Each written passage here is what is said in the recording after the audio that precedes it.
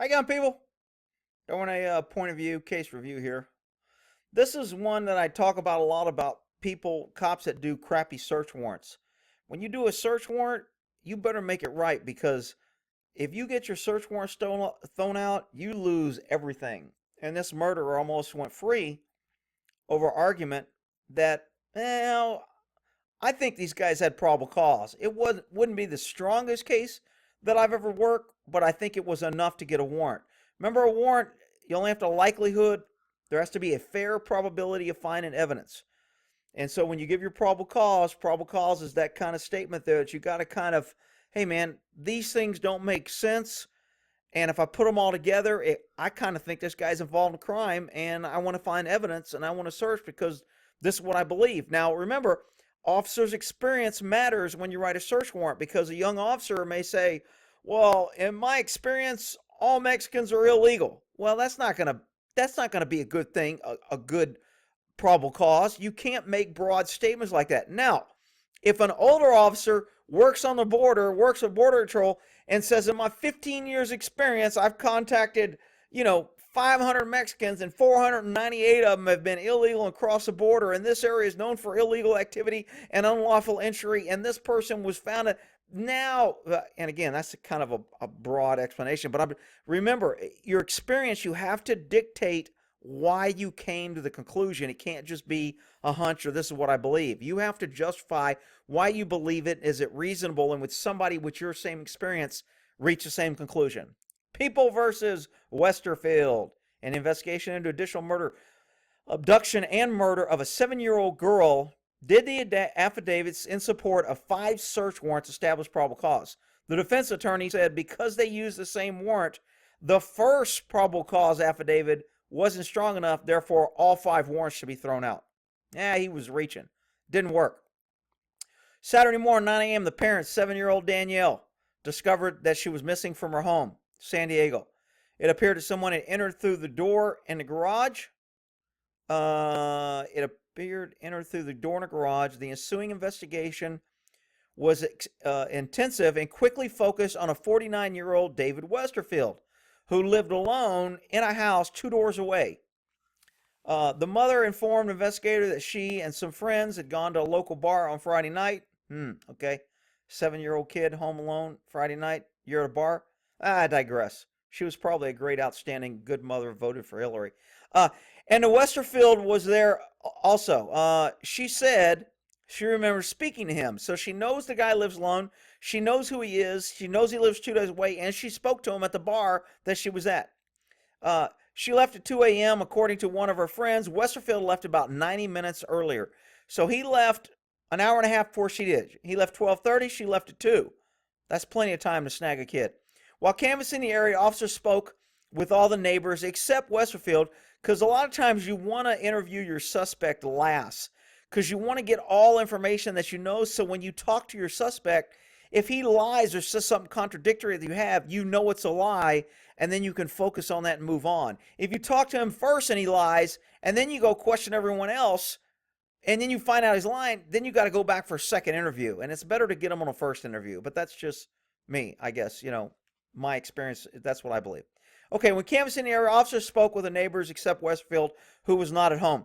He returned, however, on Monday morning and was met by investigators who wanted to know why he left Saturday and what he had been doing for the past 2 days. Now, since they interviewed him at his home, there was no custody. Could have been custody.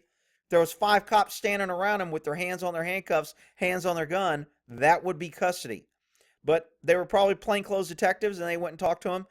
His explanation was bizarre. For brevity, he admitted to suspicious circumstances, discrepancies, and some lies. But the gist of the story is this. So here was his great statement that he thought out after a night of drinking and being gone for 3 days and coming back to his house. I woke up at 6:30 Saturday morning and had a sudden desire to spend a weekend exploring the desert. So I drove my SUV to the storage lot where I kept my motorhome. Drove the motorhome back to my home, loaded it with groceries, and headed off. On the way to the desert, however, I realized I'd forgotten my wallet at home, and I did not have enough cash for the long trip. So I decided to visit a state park in Colorado instead. when I arrived, see, he's trying to get all kind of locations so they can't find the body. And when people are lying like that and they start giving you all this, oh yeah, I did this, I did that, yeah, and then I checked my tire pressure, and then I checked my oil at this other place. When they start doing all that, kind of like the dude who said he had a noose around his neck, and the guys were yelling with Trump hats in Chicago at 2 a.m. Yeah, right. So anyway, I digress. Sorry. When he arrived, he had paid for 3 nights. Immediately found out it was too cold, so he drove home to retrieve his wallet. Damn, this dude did a lot of driving. He arrived at 3:30, and again, with all this driving, the pinging on his cell phone will either corroborate or prove his line. He arrived at 3:30 and noticed that a lot of police activity on the street, including a mobile command post and a news van. He then remembered. Suddenly, he remembered. Good move. I got to get the hell out of here. Oh, I then remembered that I'd left my wallet in my SUV. So I headed back to the storage lot. After I retrieved my wallet, I decided to visit the sand dune area, located 160 miles away. A lot of traveling, man, he'd been gone for 3 days. All this traveling in a motorhome, he got rid of the body.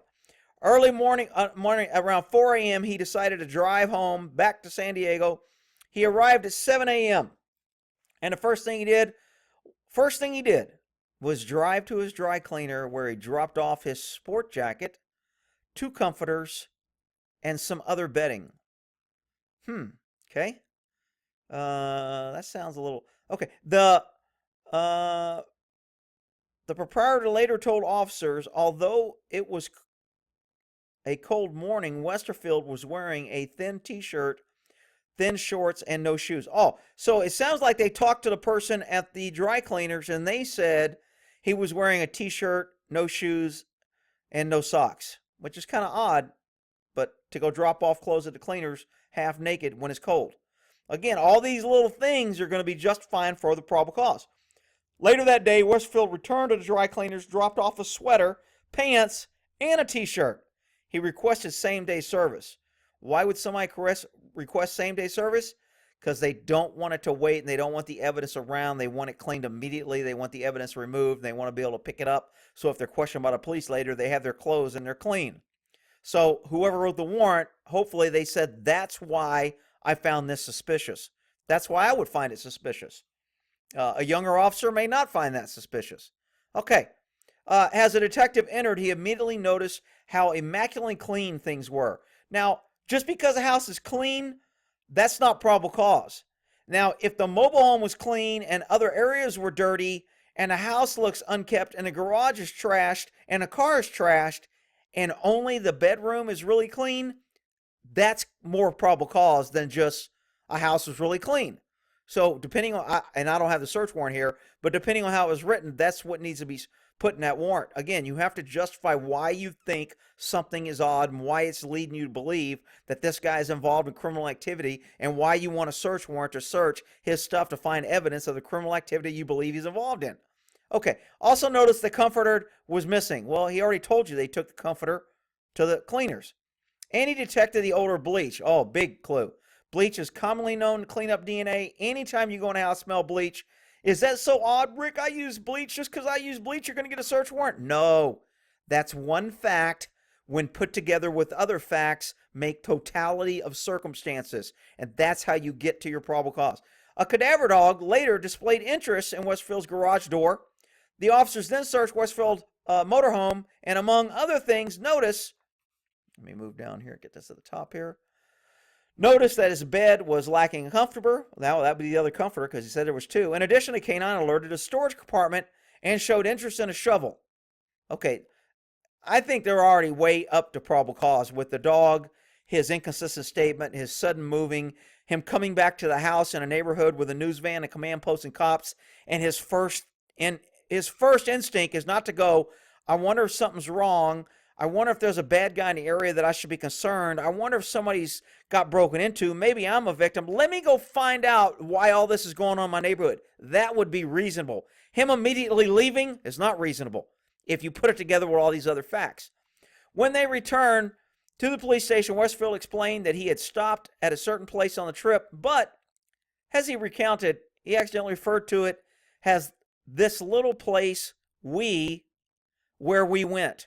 Ooh, your probable cause just went to freaking, 60 to 70, 80 right now. So we got a guy who said he's alone, and when he's telling his statement, he says we. Huge. This probable cause is pretty strong to me if it's written right. When the detective asked why he used the term we when he was supposedly alone, he said just a slip. So now he's changing the story. First he said he was alone. Was he lying then? Then he said we. Is he lying now? Now he's saying it was a slip and he was alone again. Is he lying now? Inconsistent statements. I mean, I got no problem writing a warrant on this case, just from what I'm reading here. There's probably more. Later Monday night, investigators arrested Westerfield for the abduction. At about 2 a.m. on Tuesday, a detective obtained a search warrant based mainly on the above information. If it was written properly, I think he's got good PC. The warrant authorized a seizure of DNA from Westerfield and a further search of his home, SUV, and motorhome. Okay, I'm all right with that.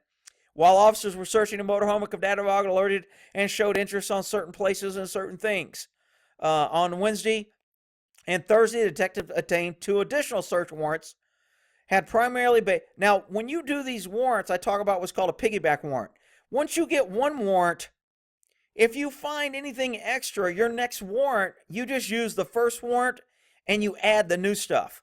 So when they got the second warrant, it would be, on the first warrant we searched this, and while we were searching, the cadaver dog alerted on several other areas that we were searching, which further appears to involve Mr. So-and-so, and now we want to get another warrant to obtain this. So your probable cause is growing, but if you just use the search warrant, the first one, and go, we obtained a first warrant based on the following probable cause, and now we want to extend that warrant to this area, and you don't add, that can come back and bite you. So it's easier just to use the first one, but it's better to use the first one and add all your additional new information in your warrants. Okay, and showed interest in certain places and things. On Thursday, the detective obtained 2 other additional based primarily on information contained in the first affidavit. Because he said that, I'm thinking they didn't add a whole bunch.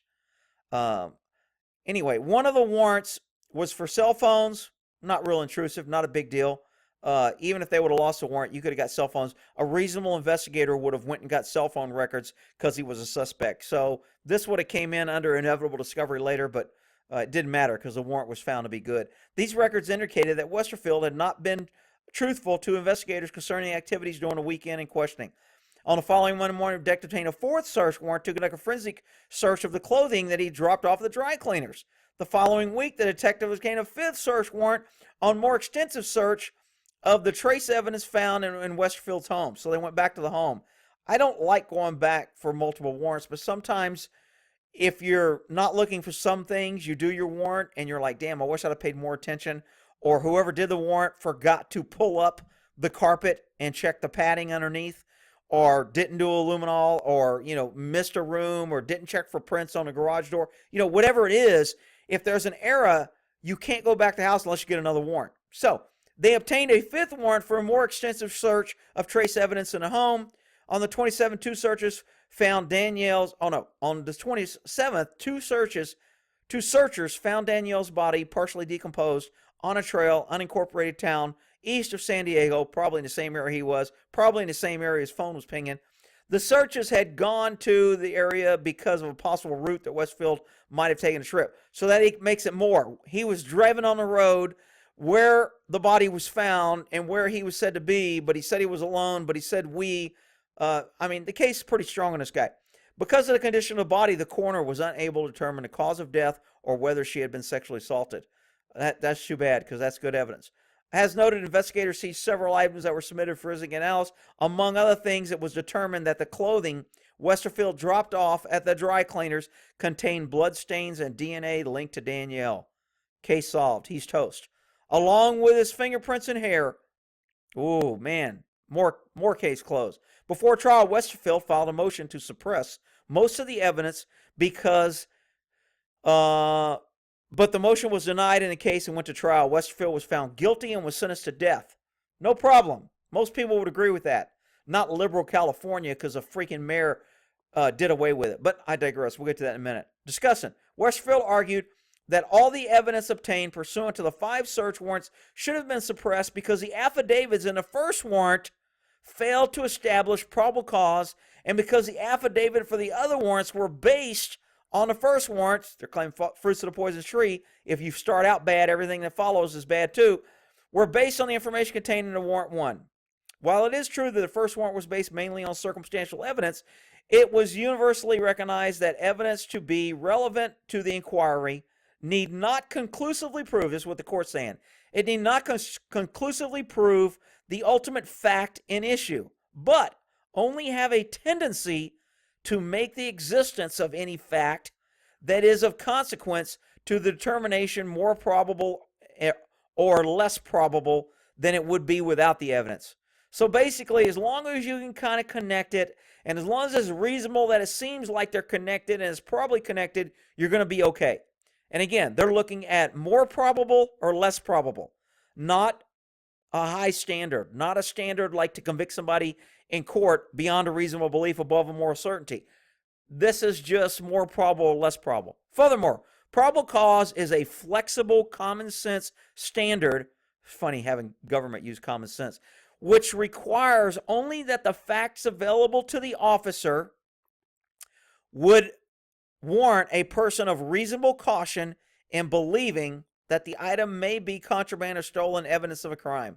So reasonable, blah, blah. Consequently, the court ruled that the searches were lawful. It affirmed the conviction and the death sentence. However, liberal left trying to destroy America want to protect everything bad and destroy everything good liberals. On March 13th, Governor Gavin Newsom, future president of the Liberal Democrat Party, nullified Westerfield's death sentence on the grounds he believes the death penalty has discriminated against defendants who are mentally ill, black, or brown, and can't afford expensive legal representation. Aw. First of all, anybody with a death penalty gets a 3-panel judge, several reviews. It's all paid for by the state. It's all free. So this is more liberal mucky mush to, again, protect evil and destroy good, because that's what liberals do. But I digress. This is the point of view in a case for legal standing. People versus Westfield. All right, hopefully you got something out of it. We'll end that there.